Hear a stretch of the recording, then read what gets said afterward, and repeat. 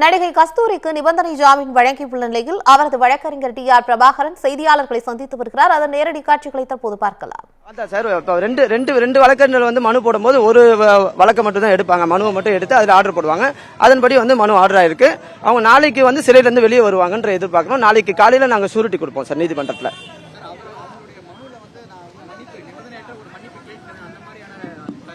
இல்ல அது வந்து ஸ்பெசிஃபிக்கா இதுல வந்து நம்ம எதுவும் குறிப்பிடல சார். அது முன்ன வந்து மதுரை உயர்நீதிமன்றத்தில் கொடுத்த முன்ஜாமீன் வழக்குல வந்து தெரிவிச்சிருந்தாங்க.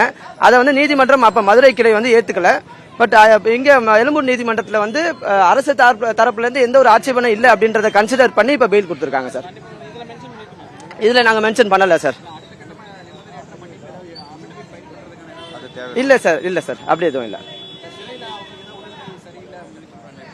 இல்ல சார், அவங்க நல்லா தான் இருக்காங்க. நான் ஒரு 2 முறை அவங்கள வந்து சிறையில் போய் பார்த்துட்டு தான் வந்தேன். இல்ல அது முதல் நாள் மட்டும் அவங்க சாப்பிடல சார். பட் சப்சிக்வெண்டா செகண்ட் டேலாம் அவங்க சாப்பிட்டாங்க. நல்லா தான் இருக்காங்க. நாளைக்கு வெளியே வந்துடும். நாளைக்கு மாலை போல வந்து சிறையிலேருந்து வெளியே வருவாங்கன்னு எதிர்பார்க்குறோம் சார். அவங்களோட விருப்பம் சார், அது அவங்ககிட்ட. நன்றி, வணக்கம்.